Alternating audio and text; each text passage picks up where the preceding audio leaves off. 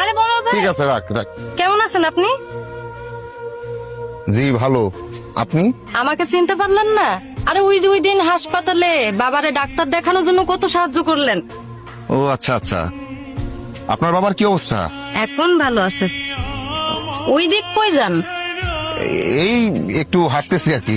নদীর পাড়ে আমরা প্রায় সময় আই ঘুরতে। সীমাপা, উনি হইলেন মনোর ভাই। ওই যে তোমারে বলছিলাম না, হাসপাতালে বাবারে ডাক্তার দেখাতে কত সাহায্য করলো। ও, কেমন আছেন আপনি? ভালো আছেন?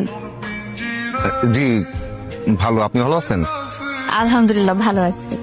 উনি হইলেন সীমাপা, আমাদের স্কুলের আর্টের টিচার, আর আমি হইলাম ওনার সহযোগী। আচ্ছা আচ্ছা, আপনারা আর্টিস্ট? আর্টিস্ট না, আমি আসলে বাচ্চাদেরকে সৃজনশীল সব বিষয়গুলো শিখায় থাকি। আমাদের অর্গানাইজেশনের নাম হচ্ছে সকাল। আমি গান, নাচ, আবৃত্তি, অঙ্কন সবই শিখাই। বাহ বাহ বাহ। আবার আমার একটা নাচ শেখার ইচ্ছে, আমার একটু শিখাইবেন? চুপ কর, সবসময় বাড়তি কথা। মনে হয় আপনি কি করেন? আমার ওই মেডিকেল রিলেটেড একটা ছোটখাটো ব্যবসা আছে। ও, খুব ভালো খুব ভালো। আম্মা, মনে আসলো আমরা কও নাই কেন? মারে ওষুধ কিনতে টাকা লাগে না। আম্মা, তুমি এসব চিন্তা করো কেন? তোমার শরীরের যে অবস্থা, ওষুধ হাতের কাছে রাখতে হবে। আমরা একদিন না খাইলেও কিছু হবে না, কিন্তু তোমার ওষুধ না খাওয়া চলবে না। আম্মা, তুমি এরকম কাইন্দ না তো, আরো অসুস্থ হয়ে পড়বা। কেমন আছেন? এই তো ভালো, আপনি? এই তো ভালো ভালো। আপনার বান্ধবী কই? বান্ধবী? কার কথা বলতেছেন? শিমু। উনি আমার বান্ধবী না, উনি আমার কলিগ। ওই তো একসাথে তো চলাফেরা করেন বান্ধবীর মতোই। ওনার কথা জিজ্ঞেস করার জন্য আপনি আমাকে দাঁড় করাইছেন।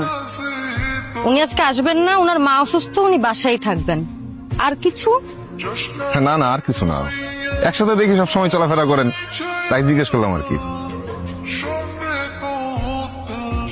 আরে মনোর ভাই, কেমন আছেন?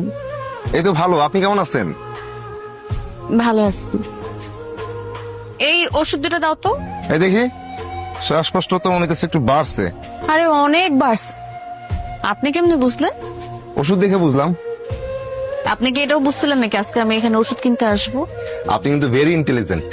তুমি একটা কাজ করো, তুমি এটা আমি পরে এসে নিয়ে যাবো। আরে না না, সমস্যা নাই, এগুলা রাখেন।